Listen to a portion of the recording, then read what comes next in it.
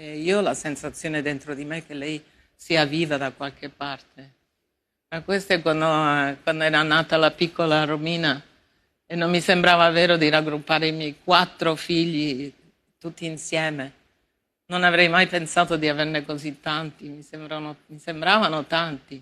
À 75 ans, Romina Power laisse enfin tomber la phrase qu'elle avait gardée au fond d'elle comme un secret trop lourd. J'ai toujours senti qu'elle était vivante quelque part. Pas un cri, pas une supplication. Juste une vérité murmurée portée par 30 années de silence et de blessures mal refermées. Lorsque ces mots franchissent ses lèvres, il ne cherche pas à convaincre, il constate. Il rappelle qu'aucune mère ne cesse un jour d'espérer. Pour comprendre la portée de cet aveu, il faut revenir à cette nuit d'hiver, le 6 janvier 1994 à la Nouvelle-Orléans, une ville où les lumières semblent vaciller sous le poids de leurs propres ombres. Cette nuit-là, une jeune femme quitte sa chambre d'hôtel. Elle ne claque pas la porte. Elle ne laisse ni lettre, ni explication, ni trace tangible qui puisse raconter ce qui s'est joué dans ces dernières minutes. Elle disparaît dans un silence presque irréel, comme si la réalité elle-même refusait d'admettre ce départ. Pendant que le monde continuait de tourner, une autre horloge s'est arrêtée, celle de Romina Power, car cette jeune femme n'était autre que sa fille aînée Ilenia Carisi. Et cette disparition vidée de certitude, vidée de preuves, vidée même d'un dernier regard, allait fracturer son existence en deux. Avant cette nuit, et après elle. Pendant des années, la presse a parlé d'un mystère fascinant, d'un cas non résolu qui alimentait rumeurs et légendes urbaines. Mais pour Romina, ce n'était pas une énigme policière. C'était un gouffre, un lieu intérieur où ni le temps ni la logique ne parvenaient à avancer, car pour elle, cette nuit ne s'est jamais terminée. Elle continue de vibrer comme un fil tendu entre passé et présent, entre absence et espoir. Avant que l'ombre de cette nuit ne s'abatte sur leur vie, la famille Carisi était l'un des symboles les plus éclatants de la musique européenne. Leur duo représentait une époque entière, celle où la simplicité semblait encore possible, où les refrains pouvaient guérir les inquiétudes d'un continent qui se cherchait. On les voyait toujours ensemble, souriant lumineux, portés par un succès qui traversait frontières et générations. Leur voix unie donnait l'impression que rien ne pourrait jamais les atteindre. Pourtant, derrière la façade idyllique, un autre récit se jouait.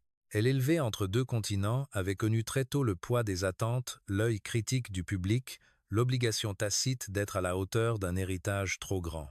Lui enraciner dans une tradition musicale plus populaire, lui offrait un refuge, une stabilité que son enfance morcelée ne lui avait jamais permise. Ensemble, ils avaient tenté de bâtir une forteresse contre le tumulte extérieur. Les années 70 et 80 furent leur royaume. Les tournées se succédaient, les disques se vendaient par millions, les plateaux télé les accueillaient comme une évidence. Avec le temps, cette harmonie devint presque un mythe. La naissance de leurs 4 enfants semblait confirmer l'image d'un couple béni, protégé, incapable de vaciller. Aux yeux du public, ils incarnaient la joie, la douceur et l'espoir d'une époque qui en manquait souvent. Mais plus une image est brillante, plus elle masque ses propres fissures. Ce bonheur parfait répété ad nauseam à la télévision et dans les magazines avait un prix: l'invisibilité des doutes, des fragilités, des tensions silencieuses. Et au cœur de ce tableau trop bien composé, il y avait une enfant qui voyait tout, ressentait tout et qui cherchait peu, être déjà une porte de sortie. Car dans ce décor doré, une seule chose était vraie: même les plus belles histoires n'échappent jamais à la possibilité d'un basculement. Au milieu de cette famille constamment exposée, Ilenia grandissait comme une note dissonante dans une mélodie trop parfaitement orchestrée. Elle avait cette intelligence vive qui capte tout, même ce qui n'est pas dit. Cette sensibilité aiguë qui transforme chaque détail du monde en question sans réponse. Là où les caméras voyaient une fille de elle cherchait désespérément à devenir quelqu'un par elle-même. Elle écrivait, elle lisait jusqu'à l'aube. Elle observait les gens avec une attention qui dérangeait parfois, comme si elle cherchait à comprendre ce que les adultes eux-mêmes refusaient de regarder. Les langues étrangères glissaient naturellement sur sa langue, comme si elle appartenait à plusieurs mondes à la fois. Et pourtant, cette aisance intellectuelle cachait une fragilité presque imperceptible, un besoin viscéral d'échapper aux rôles imposés. Les photographes devant la maison, les rumeurs de la presse, les comparaisons incessantes avec ses parents.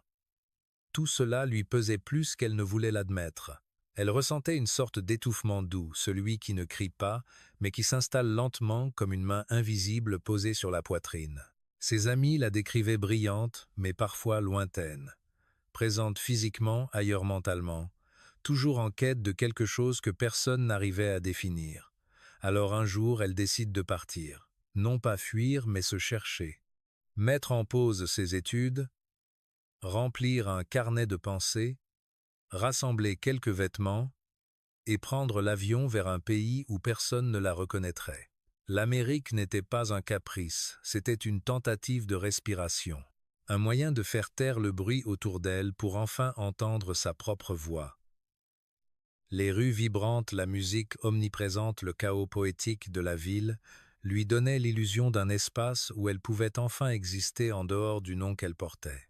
Elle appelait parfois sa famille, toujours avec douceur, parfois trop doucement. Son dernier appel, le 1er janvier, ne comportait rien d'alarmant, rien qui laisse présager la coupure brutale qui allait suivre. Mais dans le silence de cette conversation ordinaire, quelque chose avait déjà commencé à se fissurer. L'un des éléments les plus troublants de cette affaire commence bien avant la disparition elle-même. À New Orleans, Ylenia ne vivait pas seule. Elle partageait sa chambre d'hôtel avec un homme dont l'identité réelle semblait glisser entre les doigts de ceux qui tentaient de la saisir. Il se présentait comme musicien, poète, explorateur de l'âme. Un homme plus âgé, magnétique, enveloppé dans un discours spirituel, séduisant pour les esprits en quête de sens. Pour certains, il était un guide. Pour d'autres, un prédateur intellectuel. Pour la police, un mystère qui dérangeait plus qu'il n'éclairait. Son passé comportait des zones d'ombre, disputes violentes, influences psychologiques douteuses, fréquentations troubles. Aucun dossier clair, rien de concret, seulement des fragments qui donnaient à son personnage une densité inquiétante. Pourtant, malgré ces signaux d'alerte, aucune enquête approfondie n'a réellement été menée sur lui. Comme si l'affaire elle-même intimidait ceux qui auraient dû s'y plonger. Puis vient la nuit du 6 janvier. Selon ses propres déclarations, la jeune femme aurait quitté la chambre seule, sans agitation, sans peur apparente. Elle lui aurait simplement dit qu'elle avait besoin de marcher, de réfléchir peu, être même de se purifier auprès du Mississippi. Il affirme l'avoir vue partir calme, presque sereine. Mais cette version ne repose que sur sa parole. Quelques heures plus tard, un agent de sécurité affirme avoir aperçu une silhouette féminine blonde s'approchant du fleuve. La scène racontée des années après ressemble davantage à un souvenir à moitié reconstruit qu'à un témoignage ferme. La jeune femme aurait parlé d'une connexion mystique avec l'eau, puis selon lui, elle se serait penchée avant de disparaître dans l'obscurité. Mais si une chute avait eu lieu, pourquoi aucun corps n'a-t-il été retrouvé? Le Mississippi est vaste mais rarement silencieux. D'autres disparitions y ont laissé des traces. Cette fois rien, ni vêtements, ni sacs, ni papier, ni ADN. Alors une série de questions n'est plus lourde que les faits eux-mêmes. Était-ce réellement elle que le gardien a vue? Pourquoi aucune seconde confirmation? Pourquoi l'homme qui partageait sa chambre n'a-t-il jamais été interrogé plus durement? Et surtout, pourquoi l'enquête semble-t-elle s'être essoufflée si vite? Dans ce puzzle incomplet, chaque pièce semble avoir été posée avec hésitation. Comme si la vérité cette nuit-là avait préféré se dissoudre dans le fleuve. Plus les années passaient, plus le silence autour de la disparition devenait un poids que même la musique ne pouvait plus atténuer. Pour le père d'Ylenia, l'absence prolongée, l'absence de mouvements bancaires, de documents administratifs ou de témoignages crédibles finissait par dessiner une seule conclusion, aussi dure soit-elle leur fille, n'était plus en vie. Il n'exprimait pas cette certitude avec cruauté, mais avec cette fatigue résignée de ceux qui ont trop espéré et qui se réfugient finalement dans la logique pour ne pas sombrer. Accepter le pire lui permettait au moins de continuer. Romina, elle restait immobile dans un autre espace mental. Un espace où chaque détail même infime avait encore le pouvoir de rouvrir la porte de l'espoir. Elle refusait l'idée d'un destin scellé, refusait que l'absence devienne une preuve, refusait que la douleur soit simplifiée par une déclaration administrative. La disparition de leur fille ne leur avait pas seulement volé la paix, elle avait créé deux vérités irréconciliables, deux manières de survivre qui ne pouvaient plus cohabiter. Lorsqu'en 2014, il décida de demander une reconnaissance officielle du décès, ce geste pour lui presque technique fut pour elle une violation intime. Elle ne mit pas les pieds au tribunal. Elle ne pouvait pas. À ses yeux, apposer la moindre signature revenait à renoncer à ce lien invisible qui la maintenait encore debout. Elle voyait dans cette demande une forme d'abandon, un adieu écrit avant même que la vérité n'ait été découverte. Ce moment marque la fracture définitive. Non pas avec éclat, mais avec un glissement lent, silencieux, presque fataliste. Entre l'espoir obstiné et l'acceptation douloureuse, aucune passerelle ne pouvait plus être construite. Et dans cette distance nouvelle, quelque chose s'est irrémédiablement défait. Pendant longtemps, Romina s'était protégée derrière l'idée que la disparition de sa fille relevait d'un enchaînement d'événements qu'elle ne pouvait ni prévoir ni empêcher. C'était une manière de respirer, de ne pas sombrer dans cette spirale de culpabilité où chaque mère se retrouve tôt ou tard lorsqu'elle perd un enfant sans explication. Mais avec les années et surtout avec l'âge, les défenses tombent, les illusions se fissurent. Et ce qui reste, c'est la vérité la plus nue, celle que l'on porte contre soi, celle qu'on n'a jamais osé prononcer par peur, qu'elle devienne réelle. Elle confesse aujourd'hui que les derniers appels de sa fille l'avaient troublée. Rien de spectaculaire, rien de dramatique, juste une note différente dans sa voix, un éloignement subtil, comme si quelque chose l'avait déjà happé ailleurs. Elle sentait une tension, une fragilité nouvelle, un voile invisible que les mots ne suffisaient plus à percer. Ce n'était pas un signe concret, rien qui pourrait être montré à un enquêteur, mais c'était ce sentiment instinctif, presque animal, que seules les mères comprennent vraiment. Et pourtant, elle n'a rien dit. Elle n'a pas insisté, n'a pas posé les questions qui dérangent, n'a pas pris le premier avion pour la rejoindre. Elle voulait respecter la liberté de sa fille, cette indépendance qu'elle avait elle-même tant revendiquée dans sa jeunesse. Elle avait peur d'étouffer Ilenia, peur d'être intrusive, peur que sa présence soit vécue comme une contrainte plutôt qu'un secours. Et c'est cette retenue, ce désir d'être une mère moderne et compréhensive, qui aujourd'hui la ronge davantage que tout le reste. Elle dit qu'elle aurait dû suivre cette petite inquiétude qui grandissait en elle, qu'elle aurait dû écouter ce silence inhabituel, qu'elle aurait dû interroger plus profondément ces changements subtils qu'elle percevait, sans vouloir les reconnaître. Elle dit qu'elle aurait dû agir avant que la nuit de New Orleans ne transforme l'inquiétude en absence et l'absence en gouffre. Sa confession n'accuse ni la police ni la justice, ni même l'homme avec qui sa fille partageait sa chambre. Elle n'accuse que son propre silence. Car pour elle, la faute la plus lourde n'est pas ce qui s'est passé cette nuit-là, mais tout ce qu'elle n'a pas fait avant qu'il ne soit trop tard.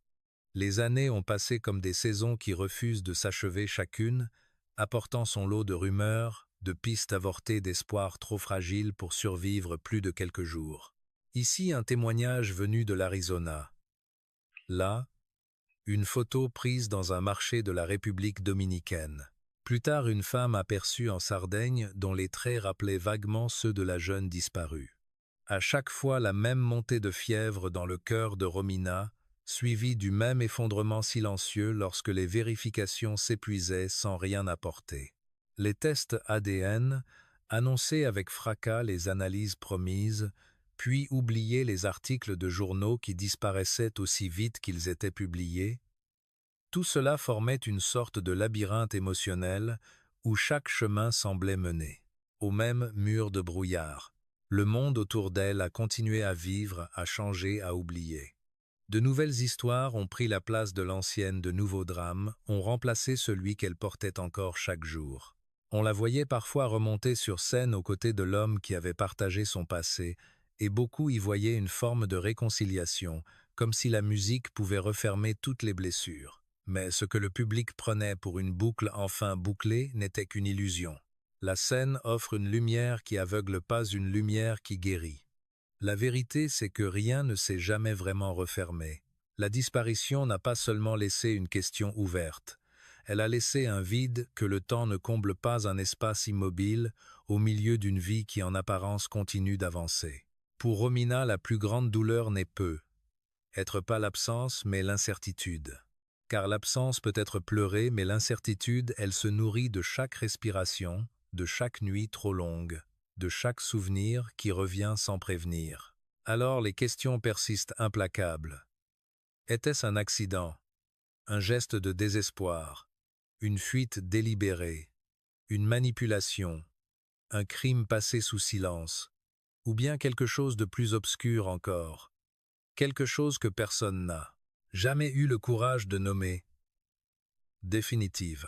Peut être, ni en aura-t-il jamais. Ce qui reste, c'est l'image d'une mère qui a appris à vivre avec la douleur sans jamais l'accepter, et celle d'une femme qui refuse d'enterrer une histoire tant que la vérité n'a pas un visage. Tant que l'incertitude persiste, l'espoir persiste lui aussi. Et tant qu'il reste de l'espoir, cette histoire, leur histoire ne se terminera jamais vraiment.